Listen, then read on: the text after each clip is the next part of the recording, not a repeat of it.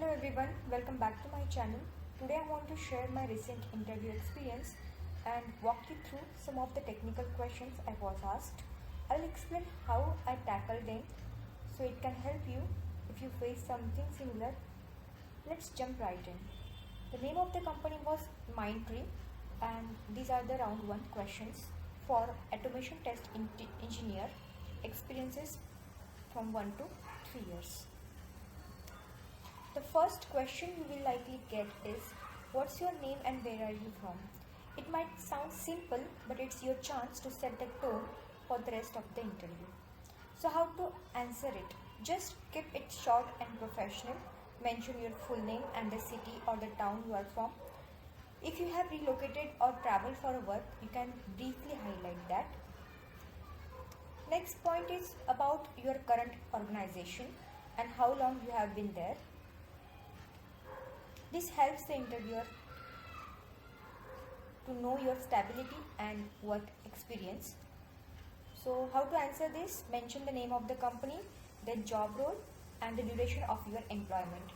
Avoid going into much detail. Save that for when you talk about your current project.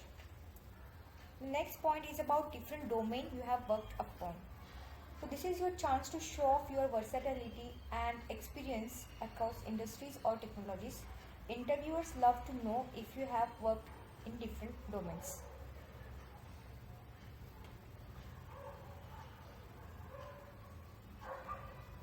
How to answer this question then? List the domains you have worked in brief and briefly mention any standout projects or achievements. If you haven't worked in multiple domains, focus on relevant transferable skills. The next point is current project. So the goal of this question is to summarize the project and highlight your contributions. Start with a one-line summary of the project's objective, then mention key technologies you are using and role within the team. For example, you can tell like, in my current project I am working on automating functional and regression testing for a financial web application. We are using Selenium and TestNG to improve the test coverage and reduce manual efforts. So the next point is your roles and responsibilities on the current project. This is where you can talk about what you do daily and how you add value to your current project. List 3 to 4 key responsibilities. Be sure to use action verbs like designing, leading, automating, collaborating, etc. Mention how your role contributes to the project's success. For example, you can tell like designing and executing automated test cases using Selenium, monitoring CI/CD pipelines to ensure smooth builds and deployments, preparing test reports and presenting them to the stakeholders. The next point is your skill set. Now, here you want to tell about your technical skills. It's important to tailor this answer to the job you are applying for. Now, how you will answer? You will group your skills into categories like programming languages, tools and frameworks. Make sure to mention any certifications or any special achievements. For example, I have hands-on experience with Java, Python and SQL. I am proficient with automation tools like Selenium, Jenkins and Postman for API testing. I also have experience with Git for version control. And the last 2 points about strengths and weakness, that is optional one, and even short-term and long-term goal is also optional. If you want to answer this question, then you will start like this. Talking about strength is easy, but weaknesses not so much. So what we can do here is, we will give answer like, for strengths, focus on qualities that align with the job like teamwork or problem solving skills. And for weaknesses, mention something minor and non-critical and make sure to explain how you are working on it. Right? And the last question, short-term and long-term goals. These questions helps interviewers understand whether your personal growth aligns with the company's vision. So how you will answer for the short-term goals? You will talk about your something achievable in next 6 to 12 months like short-term goal, and or for example improving a skill. And for long-term goal, focus on where you will see yourself in 3 to 5 years. So this is about the introduction of yourself.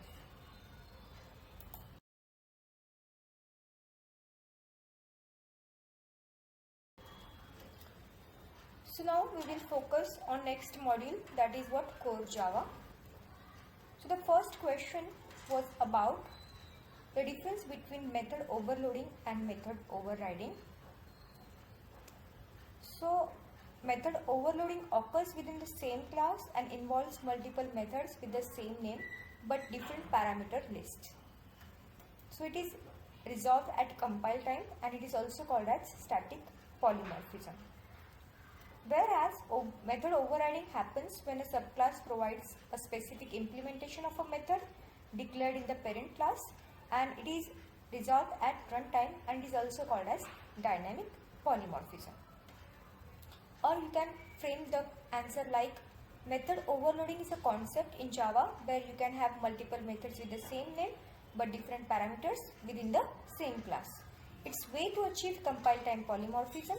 For example, you might have method called calculate that can take either one integer or two integers. Whereas method overriding on the other hand occurs when a subclass provides a specific implementation for a method that is already defined in its superclass.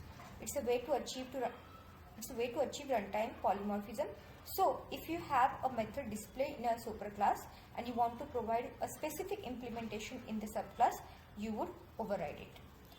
So to sum up, overloading is about having multiple methods with the same name but different parameters, whereas overriding is about redefining a method in a subclass. The next question is, what is the difference between abstraction and interface? So an abstraction is a concept of hiding a complex implementation details and showing only the necessary features of an object. In Java, you can achieve abstraction using abstract classes and methods. So an abstract class can have both abstract and concrete methods. It provides partial abstraction as it is having abstract as well as concrete methods. Whereas in interface, it is a reference type in Java that can contain only constants, method signatures, default methods, static methods and nested types. Interfaces are used to achieve abstraction and multiple inheritance in Java.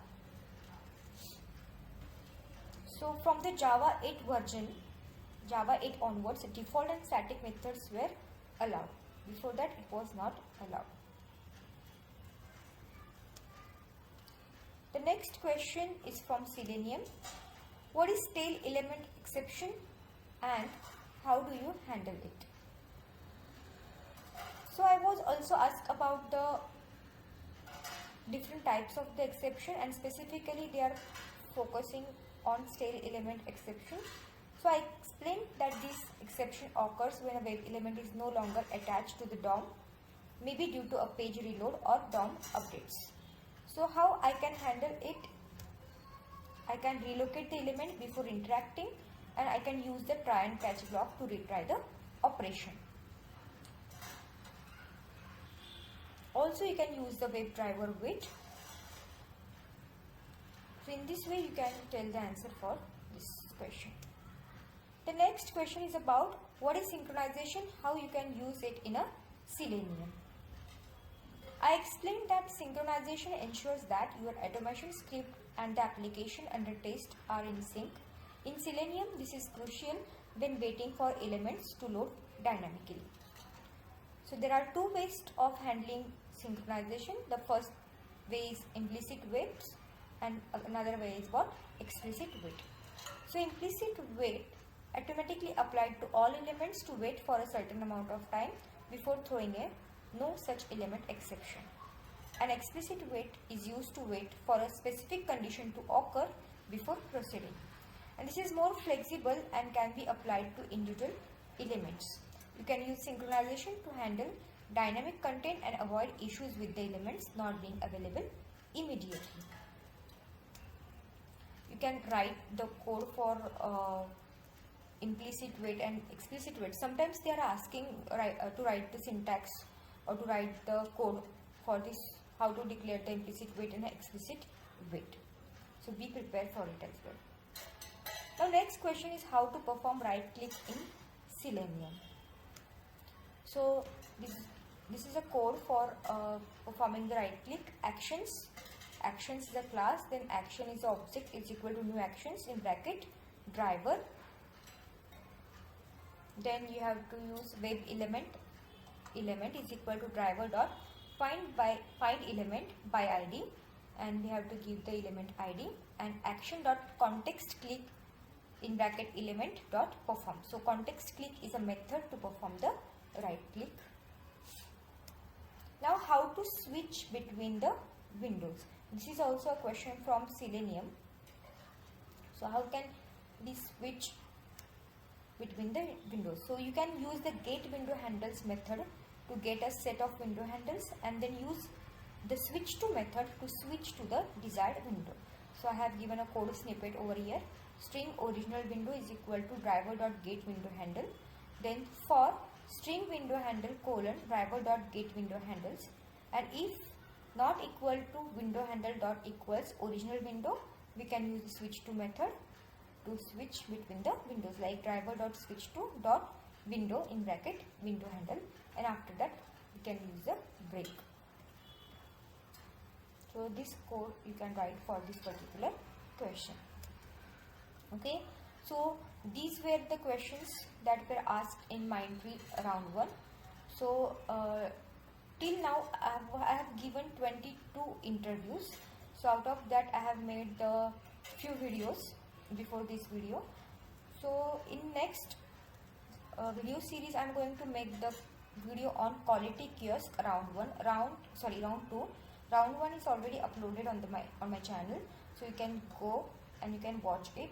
And if you found this video very helpful, then please like, share and subscribe to the channel, and also don't forget to hit the notification bell for more videos like this. And if you have any questions or need further clarification, drop them in the comments below. Thank you.